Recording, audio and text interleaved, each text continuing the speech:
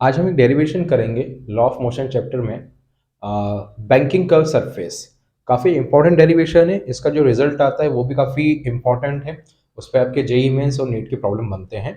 और क्लास 11 में जब आपके पेपर होंगे, फाइनल एग्जाम होंगे या आपके अभी टेस्ट चल रहे होंगे, अगर ये चैप्टर हो जाए तो ये काफ़ी इंपॉर्टेंट एक थ्योरी बनती है। ठीक है, काफ़ी सिंपल है। खाली आपको थोड़ा फ्रिक्शन का नॉलेज रखना है और आपको जो कंपोनेंट है, जब आपको कोई भी फिजिकल क्वांटिटी किसी एंगल पे होता है तो उसके दो कंपोनेंट होते हैं, towards the angle and to far the angle. ठीक है, टुवर्ड्स द एंगल में कॉस वाला कंपोनेंट बनता है और टू फार द एंगल में साइन वाला कंपोनेंट बनता है। थोड़ी देर में आपको समझ में आ जाएगा। तो स्टार्ट करते हैं derivation. Bank curve road derivation है आपका मैक्सिमम सेफ स्पीड का। ये डेरिवेशन आएगा मैक्सिमम सेफ स्पीड के नाम से। ओके, तो हमने एक कर्व सरफेस लिए। देखिए थीटा एंगल पे हमने एक सरफेस ले ली है। ये थीटा कोई एंगल है जिसपे ये व्हीकल आगे रन कर रहा है। अब इस व्हीकल का जो वेट है डाउनवर्ड एक्ट करेगा, तो वेट कितना हो जाएगा आपका mg। ये डाउनवर्ड एक्ट कर रहा है। अब आपका ये जो व्हीकल है ये थीटा एंगल पे इंक्लाइंड है, मतलब ये व्हीकल थीटा एंगल पे इंक्लाइंड चल रहा है, आगे बढ़ रहा है। ठीक है, तो जो फ्रिक्शन फोर्स होगा, फ्रिक्शन पीछे की तरफ अटैक कर रहा होगा, इसके मोशन का अपोज कर रहा होगा, ये भी थीटा एंगल पे होगा। अगर ये थीटा एंगल पे है तो इसके दो कंपोनेंट होंगे। टुवर्ड्स द एंगल में होगा कॉस वाला component, to far the angle में होगा साइन वाला कंपोनेंट। बहुत सारे स्टूडेंट को कंपोनेंट रिजॉल्व करने के अंदर प्रॉब्लम आती है कि सर कंपोनेंट कैसे रिजॉल्व करें। तो बड़ा आसान तरीका है, रटने की जरूरत नहीं है कि कुछ स्टूडेंट ने याद कर लिया कि हॉरिजॉन्टल में कॉस लगाएंगे, वर्टिकल में साइन लगाएंगे। प्लीज ऐसा मत करिए, ध्यान से देखिए। तो अगर मैं यहाँ पे कोई फिजिकल क्वांटिटी सपोज कर लेता हूं, मैंने फोर्स लिया है, फोर्स को मैंने थीटा एंगल पे इंक्लाइंड करा है, तो इस फोर्स के अब दो कंपोनेंट होंगे। अगर ये एंगल के पास आएगा, देखिए फोर्स ऐसे ट्रेवल कर रहा था, अगर मैं इसे टुवर्ड्स द एंगल लेता हूं तो ये पास आएगा, पास आएगा, पास आएगा, और एक पॉइंट ऐसा आएगा जिसपे ये हॉरिजॉन्टल एक्सिस पे आ जाएगा, मतलब ये एंगल के पास आ रहा है। तो अगर एंगल के नियर आ रहा है, टुवर्ड्स द एंगल आ रहा है, तो हमेशा आपको कॉस वाला कंपोनेंट लेना है। अगर ये एंगल से दूर जा रहा है तो यहाँ पे आपको साइन वाला कंपोनेंट लेना है। ऐसा जरूरी नहीं कि हमेशा डायग्राम आपको ऐसा मिलेगा कि हॉरिजॉन्टल में कॉस बनेगा, वर्टिकल में साइन बनेगा, ऐसा भी हो सकता है।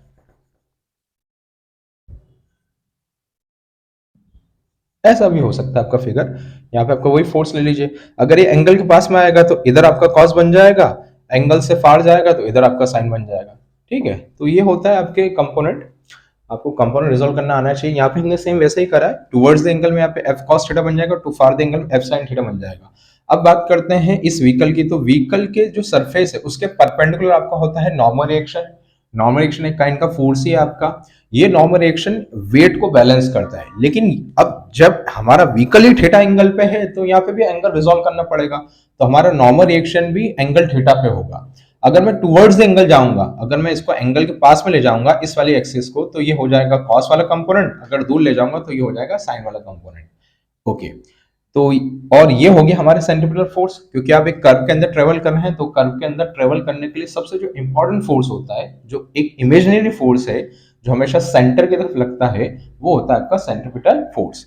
तो ये फिगर आपने बना लिया। एक बार वापस से एक्सप्लेन कर रहा हूं। वेट हमेशा डाउनवर्ड एक्ट करेगा mg।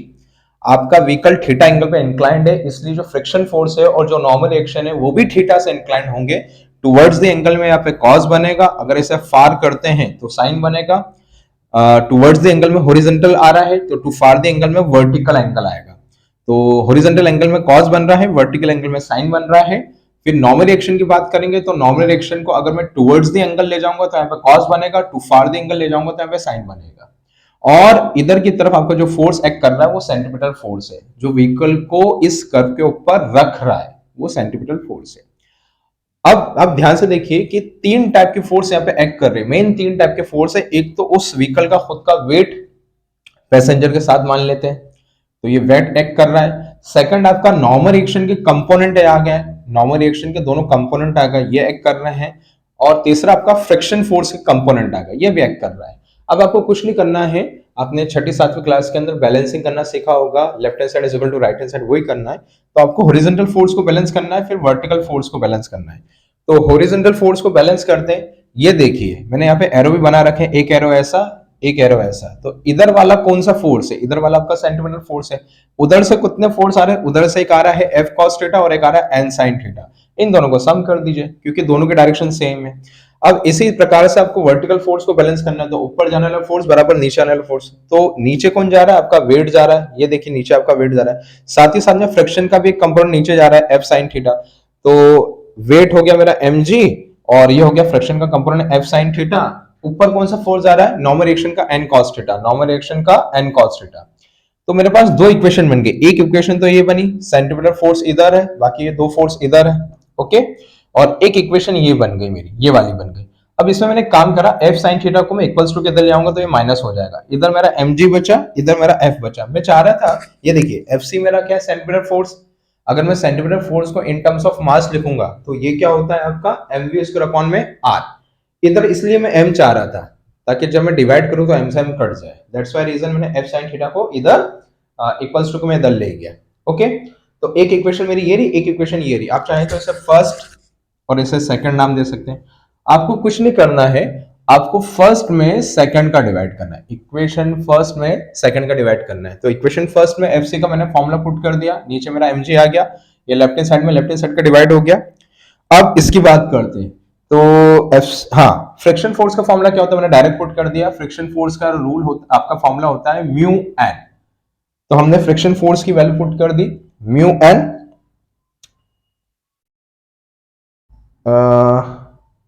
ओके ओके, मैंने आगे पीछे लिख लिया ना, एन साइन थीटा मैंने आगे लिख लिया है, और एफ कॉस थीटा पीछे। अच्छा, एफ की वैल्यू मैंने कितनी पुट कर दी? Mu N cos theta, okay. फिर उसके बाद सेकंड इक्वेशन मेरी ये रही, यहाँ पे भी मैंने फ्रिक्शन फोर्स की वैल्यू पुट कर दी म्यू एन, ठीक है। मैंने डायरेक्ट वहां पे एफ की वैल्यू म्यू एन पुट कर दी। अब इधर देखिए, यहाँ पे एम से एम कैंसिल आउट हो गया, प्योर मैथमेटिक्स, सब कुछ ज्यादा दिमाग लगाना ही नहीं, कोई रॉकेट साइंस नहीं है। ऊपर से एन कॉमन ले लिया, एन से एन मैंने काट दिया, फिर ऊपर से ही मैंने कॉस कॉमन ले लिया। साइन अपन कॉस कितना होता है आपका? 10 होता है। इधर से कॉस मैंने कॉमन ले लिया था, इधर से भी कॉस मैंने कॉमन ले लिया।